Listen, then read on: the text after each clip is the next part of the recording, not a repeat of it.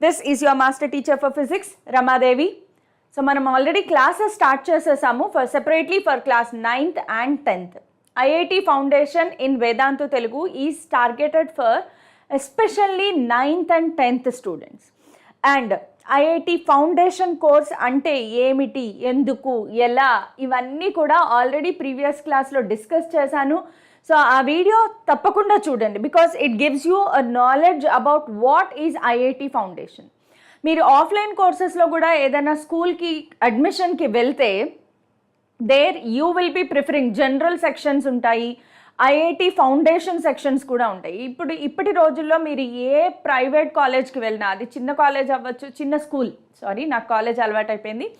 So మీరు ఏ చిన్న స్కూల్కి వెళ్ళినా కూడా చిన్న స్కూల్ నుంచి పెద్ద స్కూల్స్ వరకు, అంటే పెద్ద schools in the sense donations బాగా తీసుకునే స్కూల్స్, డొనేషన్స్ తక్కువ తీసుకునే స్కూల్స్. సో మీరు ఏ కార్పొరేట్ స్కూల్కైనా వెళ్ళండి, మీ పిల్లల అడ్మిషన్కి వెళ్తే సో అక్కడ వచ్చే క్వశ్చన్ ఏంటి అంటే జనరల్ సెక్షన్లో వెయ్యాలా లేదా IIT ఫౌండేషన్ సెక్షన్లో వెయ్యాలా అనేది మీకు తెలుస్తుంది.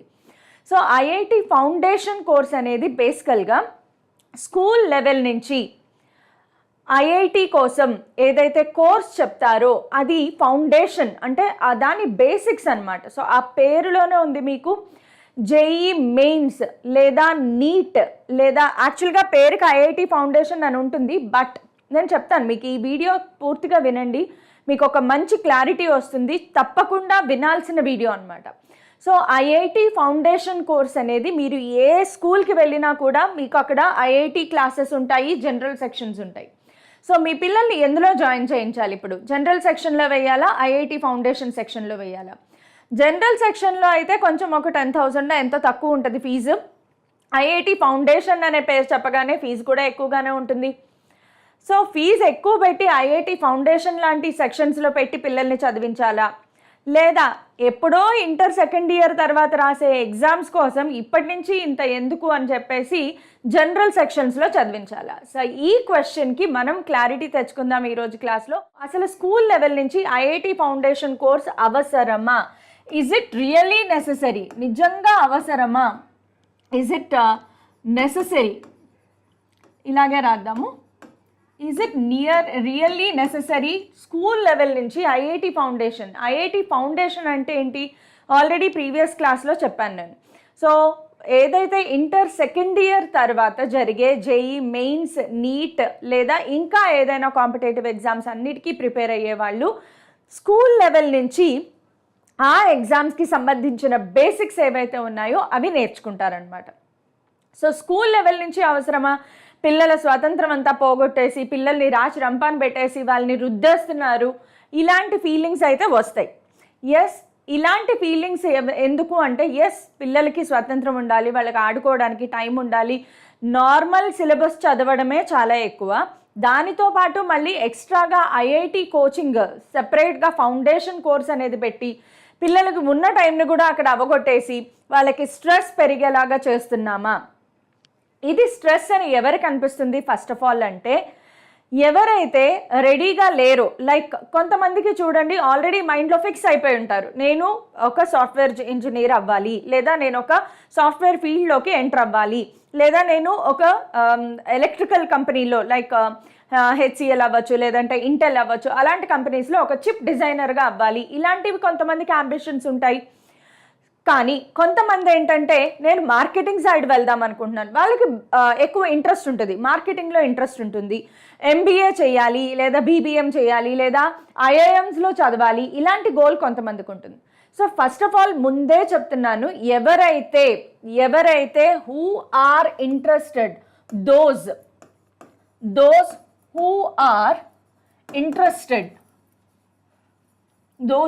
ఇంట్రెస్టెడ్ ఇన్ మార్కెటింగ్ సైడ్, ఎవరైతే మార్కెటింగ్ సైడ్ వెళ్దామో అనుకుంటున్నారో, లైక్ MBA చేయాలి, BBA చేయాలి లేదా IIMsలోకి వెళ్ళాలి, ఇది నా డ్రీమ్ అనుకుంటే మాత్రం for them IIT foundation is a wrong choice. For them IIT foundation course అనేది కంప్లీట్లీ రాంగ్ చాయిస్. సో అలాంటి వాళ్ళు తీసుకోవద్దు.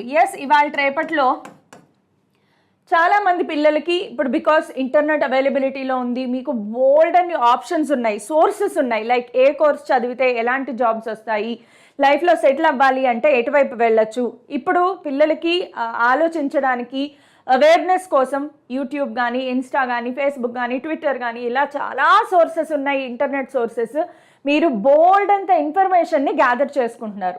మనం వింటున్నాం చాలామంది 9th క్లాస్ 10th క్లాస్ లెవెల్లోనే కోడింగ్ నేర్చేసుకుని సాఫ్ట్వేర్ కంపెనీస్లో కోడింగ్ చేసేస్తున్నారు, ప్రోగ్రామర్ అయిపోతున్నారు, వాళ్ళ సొంత కంపెనీస్ స్టార్ట్ చేస్తున్నారు, చాలామంది స్టార్టప్స్ స్టార్ట్ చేస్తున్నారు. ఇన్ఫ్లుయెన్షియల్ మార్కెటింగ్ ఈ రోజుల్లో కొత్తగా వచ్చింది, ఇన్ఫ్లుయెన్షియల్ మార్కెటింగ్. సో ఈవెన్ టీనేజ్లోనే సొంతగా ఒక యూట్యూబ్ ఛానల్ స్టార్ట్ చేసేసి ఇన్కమ్ స్టార్ట్ చేస్తున్నారు, ఇన్ఫ్లుయెన్షియల్ మార్కెటింగ్లోకి వెళ్ళిపోతున్నారు. సో వాళ్ళకి ఇప్పుడున్న జనరేషన్లో పిల్లలకి అట్మోస్ట్ 9th క్లాస్కి వచ్చేటప్పటికే వాళ్ళ కెరియర్ గురించి వాళ్ళకు ఒక క్లారిటీ వచ్చేస్తుంది. సో అలాంటప్పుడు it is always better that choose your path. Very much important. ఇప్పుడున్న జనరేషన్ కాంపిటీషన్ లెవెల్ పెరిగిపోయింది కదా, అన్నీ ముందుగానే స్టార్ట్ అయిపోతున్నాయి.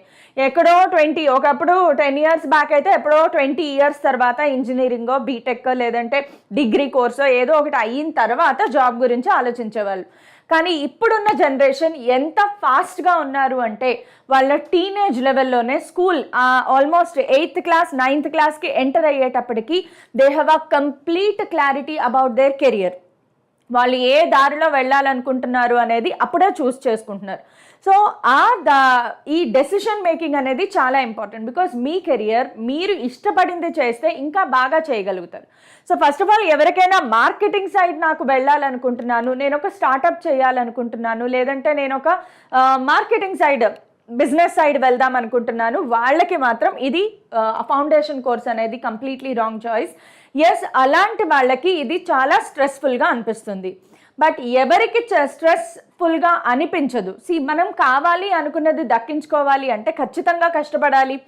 సో లైక్ పేరెంట్స్ కూడా ఉంటారు, పిల్లల కోసం ఫ్యామిలీ కోసం నేను పనిచేస్తున్నాను అని ఫీల్ అవుతారు. కాబట్టి వాళ్ళ జాబ్స్ ఎంత కష్టంగా ఉన్నా 9 hours job, 10 hours job, hard working, hot వెదర్లో పనిచేస్తూ ఉంటారు, లేదంటే చాలా కెమికల్స్ మధ్యలో పనిచేస్తూ ఉంటారు, లేదంటే చాలా స్ట్రెస్ఫుల్ జాబ్స్ ఉంటాయి. ఈ రోజుల్లో ఏది స్ట్రెస్ లేని జాబ్ అంటూ లేదు. కానీ మీరు ఎందుకు స్ట్రెస్ ఫీల్ అవ్వరు అంటే మీరు ఇష్టపడి చేస్తున్నారు. నా ఫ్యామిలీ కోసం నేను చేస్తున్నాను, ఆ గోల్ ఉండడం వల్ల మాత్రమే స్ట్రెస్ ఫీల్ అవ్వకుండా చేయడానికే ప్రయత్నిస్తారు.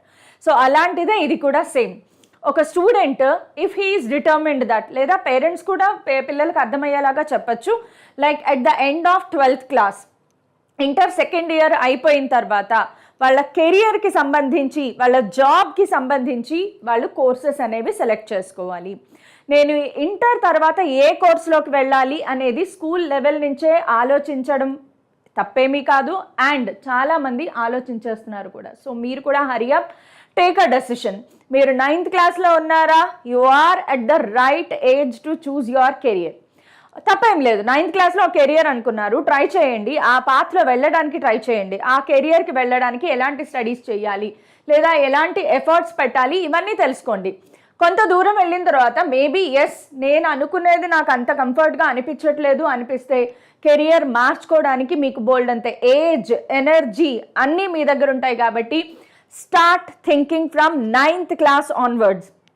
క్లాస్ 9thలోకి ఎంటర్ అవుతున్నారా, మీ గోల్ ఏంటి, మీ కెరియర్ ఏంటి డిసైడ్ చేసేసుకోండి. కంపల్సరీగా డిసైడ్ చేసుకున్నాక if you are thinking that those who are hoping a career in, those who are interested in making software jobs కావాలి.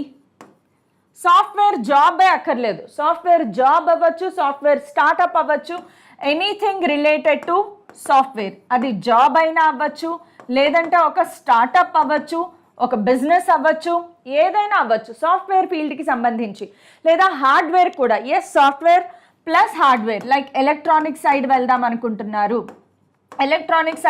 అనుకుంటున్నారు, దానికి కూడా ఖచ్చితంగా మీరు బీటెక్ చేయాల్సిందే. ఓకే, సరే, బీటెక్ చేయడం అనేది నా గోల్. ఓకే, ఇప్పుడు ఈ కేటగిరీ పీపుల్కి వచ్చేద్దాం. వీళ్ళకి ఐఐటి ఫౌండేషన్ కోర్స్ అస్సలు అవసరం లేదు, దాని గురించి కూడా ఆలోచించక్కర్లేదు. మార్కెటింగ్కి సంబంధించి ఏమైనా కోర్సెస్ ఉంటే వాటి వైపు ఆలోచించండి.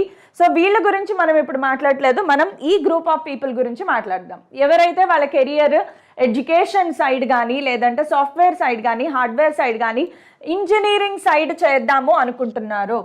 హార్డ్వేర్, నేనేం రాశాను, హార్డ్ వర్డ్స్ అని రాశాను. ఓకే, హార్డ్వేర్, ఎవరైతే హార్డ్వేర్ సైడ్ వెళ్దాం అనుకుంటున్నారో వాళ్ళ గురించి మనం మాట్లాడుకుంటున్నాము. సో బేసికల్గా వీళ్ళందరూ ఏం చేయాలి, ఇంజనీరింగ్ చేయాలి. వీళ్ళందరూ బేసికల్గా ఇంజనీరింగ్ చెయ్యాలి. సరే, ఇంజనీరింగ్ చెయ్యాలి అని డిసైడ్ అయిపోయారు. ఫ్యూచర్లో నేను ఒక ఇంజనీరింగ్ చెయ్యాలి, అది సాఫ్ట్వేర్ అవ్వచ్చు, హార్డ్వేర్ అవ్వచ్చు, సిఎస్ఈ అవ్వచ్చు, ట్రిపుల్ అవ్వచ్చు, ఈసీఈ అవ్వచ్చు, లేదా మెకానికల్, సివిల్, ఏదైనా ఒక ఇంజనీరింగ్ చెయ్యాలి అనుకుంటున్నారు. సరే, ఇంజనీరింగ్ చెయ్యాలి అని మీ ఆప్షన్ వచ్చిన తర్వాత ఇప్పుడు కమ్స్ విచ్ కాలేజ్. ఇంజనీరింగ్ని మీ కెరియర్ ఆప్షన్గా చూస్ చేసుకున్నప్పుడు నెక్స్ట్ క్వశ్చన్ ఏమొస్తుంది అంటే విచ్ కాలేజ్ టు చూజ్. ఏ కాలేజ్లో ఇంజనీరింగ్ చేస్తే బెటర్? బికాస్ ఈరోజు ఇంజనీరింగ్కి ఉన్న డిమాండ్ మన సొసైటీలో, ఎస్పెషల్లీ మన తెలుగు స్టేట్స్లో ఏంటంటే మనకి తెలిసిన కెరియర్ ఆప్షన్స్ మూడే ఉంటాయి. ఒకటి సాఫ్ట్వేర్ ఇంజనీర్, రెండోది డాక్టర్, ఈ రెండు కాకపోతే లాయర్. That's it. ఇంకా వేరే వాటికి వెళ్ళడానికి పెద్దగా ఇష్టపడరు. లేదు అంటే ఫ్యామిలీ బిజినెస్ ఏదైనా ఉంటే ఇంకా అది చూసుకోవడం, అంతే. కెరియర్ ఆప్షన్స్ మాత్రం మనం ఇవే ఉన్నాయి అనుకుంటాం. But yes, there are N number of career options. మీరు కొత్తగా ఒక కెరియర్ని తయారు చేసుకోవచ్చు. Yes, you can be the leader. అలాంటి ఆలోచన విధానం అనేది ఖచ్చితంగా పిల్లల్లో డెవలప్ అవ్వాలి. సో నేను ఎప్పుడు నా స్టూడెంట్స్కి చెప్తూ ఉంటాను, క్లాస్లో ఎంటర్ అయినప్పుడు నార్మల్గా నేను ఒక క్వశ్చన్ వేస్తూ ఉంటాను, ఎంతమంది బాగా చదువుకుని ఒక జాబ్ కొట్టాలి అనుకుంటున్నారు? మోస్ట్లీ 90% మంది హ్యాండ్స్ రేస్ చేసేస్తారు. బట్ నేనేమంటానంటే, నువ్వు ఒకళ్ళ దగ్గర జాబ్ చేయడం కాదు, make yourself in such a way. నీ పర్సనాలిటీని ఎలా తయారు చేసుకుంటావు అంటే నువ్వు 100 మందికి జాబ్ ఇచ్చేలాగా తయారవ్వాలి. దానికి ఎస్, డెఫినెట్గా ఎడ్యుకేషన్ ఖచ్చితంగా హెల్ప్ అవుతుంది. అయితే అలాంటి లీడర్షిప్ క్వాలిటీస్ కానీ, లేదా ఇంజనీరింగ్ కాలేజెస్లో చదివేటప్పుడు మనకి క్యాంపస్ ప్లేస్మెంట్స్ ఉంటాయి. సో క్యాంపస్ ప్లేస్మెంట్స్ అంటే పెద్ద పెద్ద కంపెనీస్ మీరు చదివే కాలేజ్కి వచ్చి ఇంటర్వ్యూలు కండక్ట్ చేసి మిమ్మల్ని జాబ్లోకి సెలెక్ట్ చేసుకుంటారు. దాన్ని క్యాంపస్ ఇంటర్వ్యూ అంటారు. సో క్యాంపస్ ప్లేస్మెంట్స్ అనేవి చాలా చాలా చాలా ఇంపార్టెంట్. మీరు ఈ మధ్యకాలంలో వినే ఉంటారు, క్యాంపస్ ప్లేస్మెంట్స్లో సాఫ్ట్వేర్ కంపెనీస్ వచ్చి 30 lakhs per annum, 40 lakhs per annum, 70 lakhs per annum, 1 crore per annum కూడా శాలరీస్ వస్తున్నాయి. సో క్యాంపస్ ప్లేస్మెంట్స్ చాలా ఇంపార్టెంట్. మరి క్యాంపస్ ప్లేస్మెంట్స్ బాగుండాలి అంటే, ఇంజనీరింగ్ చాలా బాగా గడవాలి అంటే, ఇదేదైతే ఉందో ఇట్ మ్యాటర్స్ అ లాట్. మీరు ఏ కాలేజ్లో చదువుతున్నారు అనేది it matters a lot. So ఇలాంటి క్వశ్చన్స్ వచ్చినప్పుడు మనం కాలేజెస్ని 3 టైర్స్గా, ఒక 3 గ్రూప్స్గా అనమాట, ఇంజనీరింగ్ కాలేజెస్ని 3 గ్రూప్స్గా డివైడ్ చేస్తే అంటే Tier 1, Tier 2, Tier 3 అనమాట.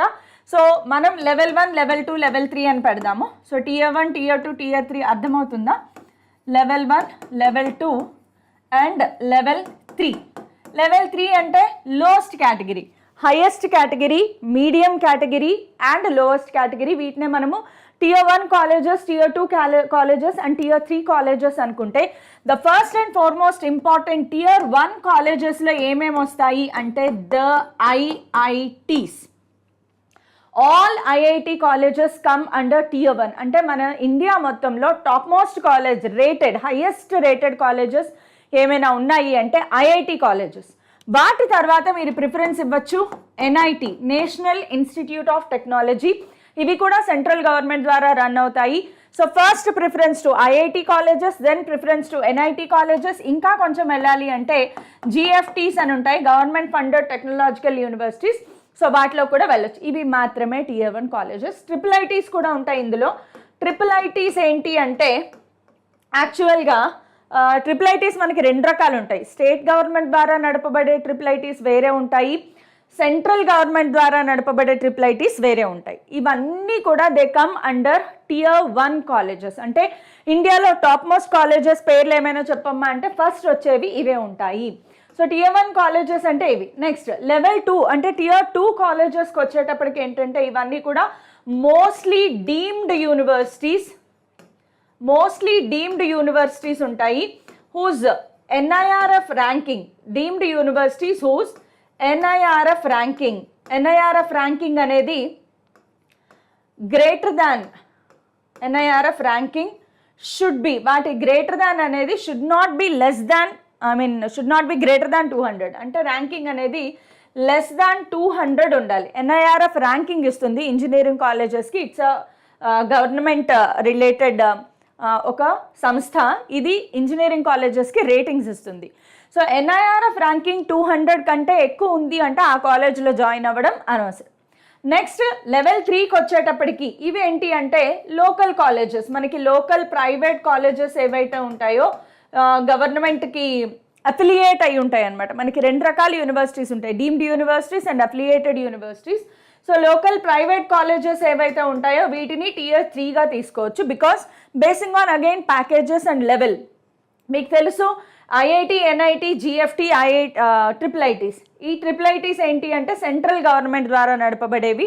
గుర్తుపెట్టుకోండి, 2 రకాల IITs ఉంటాయి, స్టేట్ లెవెల్ IITs ఉంటాయి, సెంట్రల్ లెవెల్ IITs ఉంటాయి.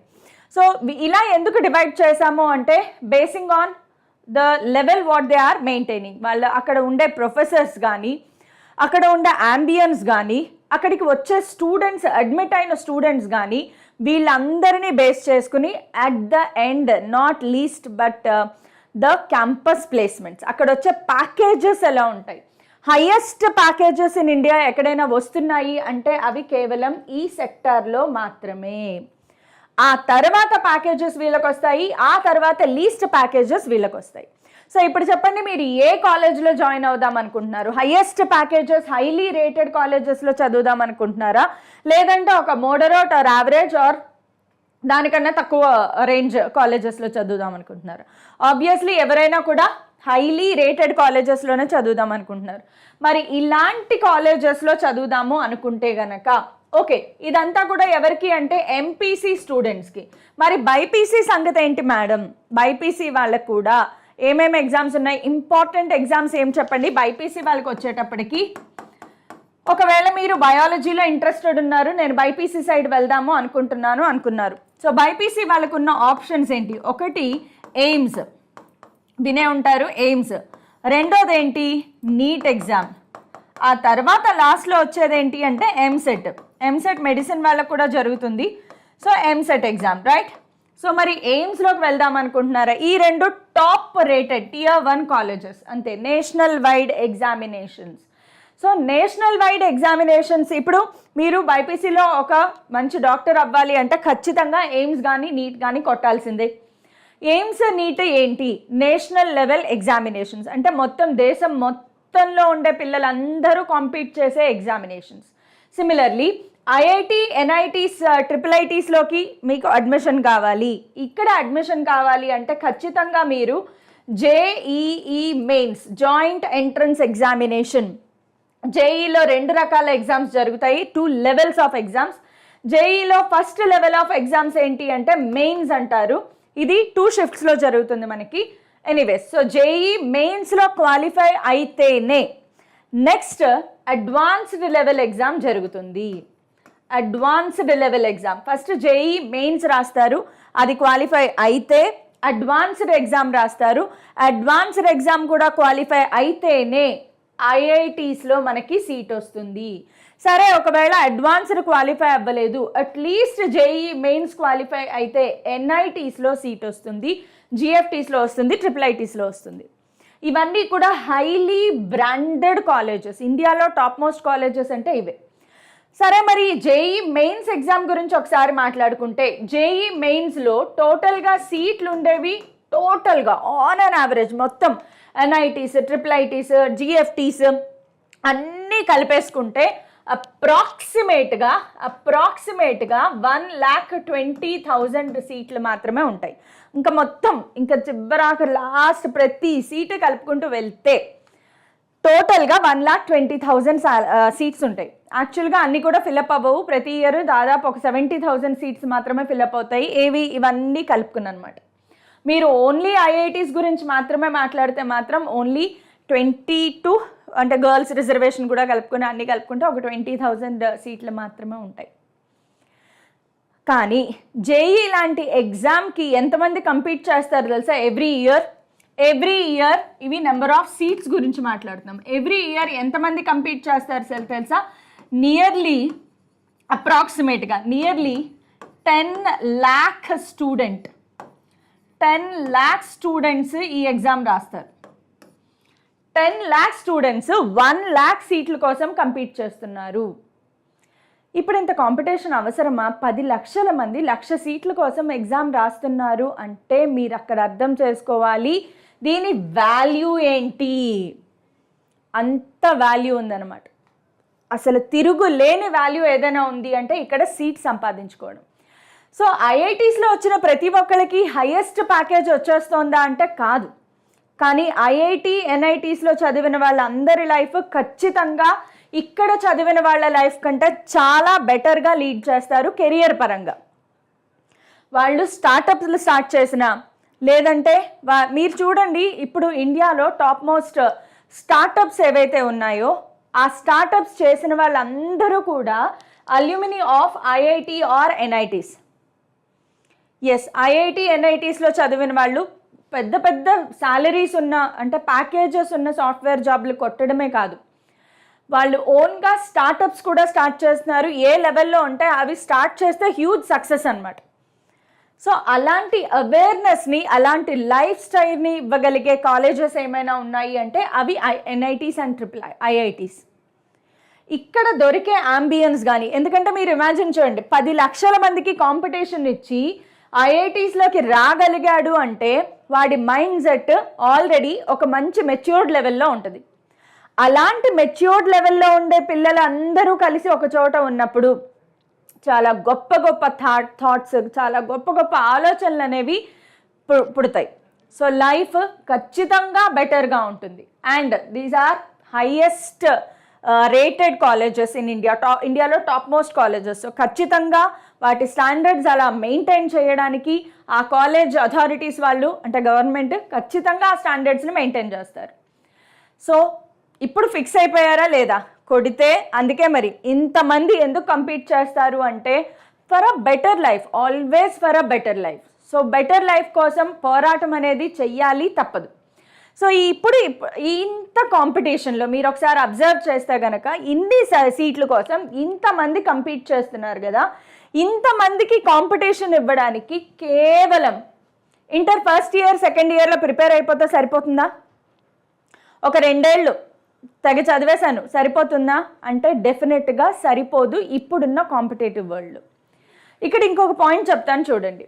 మీరు నార్మల్గా 10th క్లాస్ అయిపోయిన తర్వాత ఎవరైనా కూడా ఇంటర్ సెకండ్ ఇయర్ ఫస్ట్ ఇయర్లో ఇలాంటి జేఈ మెయిన్స్ కానీ నీట్ కానీ వీటిలో ర్యాంకులు కొట్టాలి అనే పర్పస్తో ఒక పెద్ద కార్పొరేట్ కాలేజీలో సీట్ తెచ్చుకుంటారు, జాయిన్ అవుతారు. కానీ అక్కడ జరిగేదేంటి మీకు అర్థమవుతుందా అర్థం కావట్లేదా అనేది పక్కన పెట్టేసి డే 1 నుంచి ఇంటర్మీడియట్ ఫస్ట్ ఇయర్ డే 1 నుంచి కూడా ఎంత స్పీడ్గా క్లాసెస్ చెప్పుకుంటూ వెళ్ళిపోతారంటే ఇందులో వాళ్ళ తప్పు కూడా లేదు. సిలబస్లు కవర్ చేయాలి, ప్రాక్టీస్ ఇవ్వాలి, మీకు చాలా ఎక్కువ సిలబస్ని తక్కువ టైంలో, బికాజ్ ఫస్ట్ ఇయర్ సెకండ్ ఇయర్లో అవ్వగొట్టే సిలబస్ కాదది for the preparation of JEE or NEET. So వాళ్ళు ఏం చేస్తారు, చాలా స్పీడ్గా క్లాసులు చెప్పుకుంటూ వెళ్తారు. నువ్వు ఫస్ట్ ఇయర్ క్లాస్లో కూర్చుని క్లాస్ అర్థం చేసుకోవడానికి విందాము ట్రై చేద్దాము అనుకునేలాగా సప్ప క్లాసులన్నీ పైనుంచి వెళ్ళిపోతూ ఉంటాయి. సో ఆ స్పీడ్ని అందుకోవాలి అంటే ఖచ్చితంగా ఆ స్పీడ్ని అందుకోవాలి అంటే మాత్రం ఐఐటి ఫౌండేషన్ కోర్స్ తీసుకుని తీరాల్సిందే. ఐఐటి ఫౌండేషన్ అనేది ఐఐటి ఫౌండేషన్ కోర్స్ అనేది ఖచ్చితంగా తీసుకోవాలి. ఎందుకు ఐఐటి ఫౌండేషన్ కోర్స్ ఎలా హెల్ప్ అవుతుంది? ఐఐటి ఫౌండేషన్ కోర్సులో ఏం చేస్తారు అంటే స్కూల్ లెవెల్లోనే 11th and 12th టాపిక్స్ ఏవైతే ఉన్నాయో స్కూల్ లెవెల్లోనే 11th and 12th topics will be covered. అయితే మొత్తం సిలబస్ 11th 12thలో నేర్చేసుకుంటే ఇంక 11th 12thలో ఏం చేస్తాం మేడం? మొత్తం సిలబస్ నేర్చుకోరు. ఐఐటి ఫౌండేషన్ కోర్సులో వీటిని ఇంట్రడ్యూస్ చేస్తారు. IIT foundation course will help you to increase. It will definitely help you. It will definitely help you to increase your speed and accuracy. Speed and accuracy. Your speed and accuracy in solving problems. Problems solve చేసేటప్పుడు కావాల్సిన speed and accuracy ఏదైతే ఉందో, ఏదైతే కావాలో అది ఖచ్చితంగా మీకు develop అవుతుంది త్రూ ఐఐటి ఫౌండేషన్.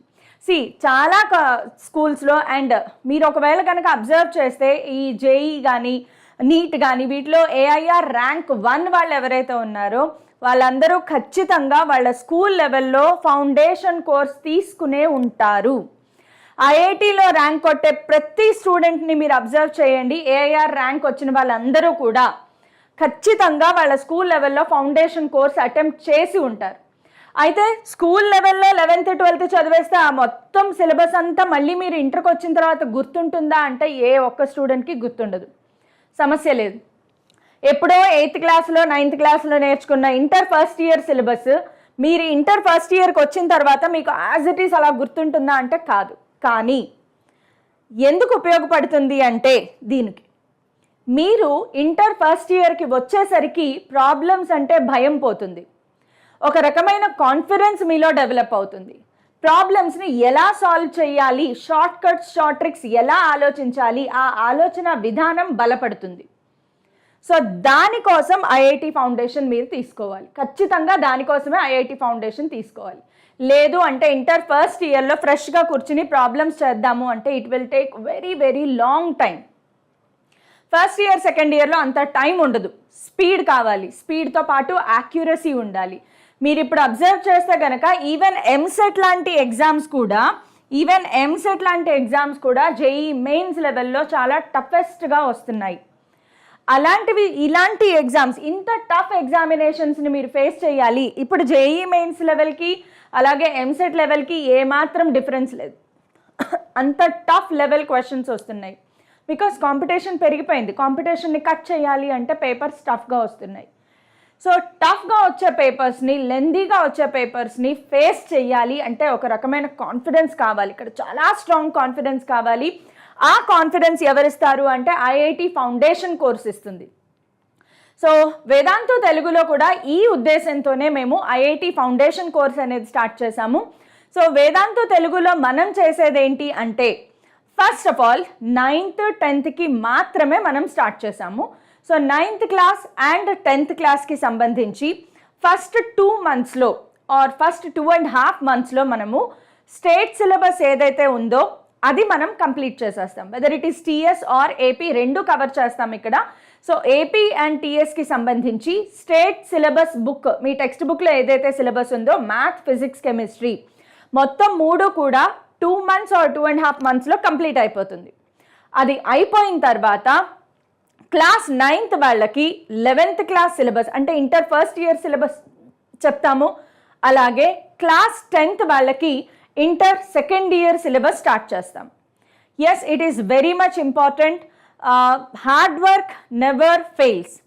మీరు 9th క్లాస్ నుంచి స్టార్ట్ చేసి చూడండి, ఇంటర్ ఫస్ట్ ఇయర్కి వచ్చేటప్పటికి ఒక రకమైన కాన్ఫిడెన్స్ మీలో డెవలప్ అవుతుంది. ఎంత కాన్ఫిడెన్స్ అంటే టీచర్ ఎంత స్పీడ్గా చెప్పినా సరే నేను ప్రాబ్లం చేయగలను అనే కాన్ఫిడెన్స్ మీలో డెవలప్ అవుతుంది. సో ఇది completely free channel, completely free course, YouTube course కాబట్టి ఖచ్చితంగా సబ్స్క్రైబ్ చేసుకోండి, చాలామందికి షేర్ చేయండి and you will definitely find that it is very useful. కష్టపడాలి, కష్టపడితే లైఫ్లో మనం ఊహించలేనంత హైట్స్కి రీచ్ అవుతాం.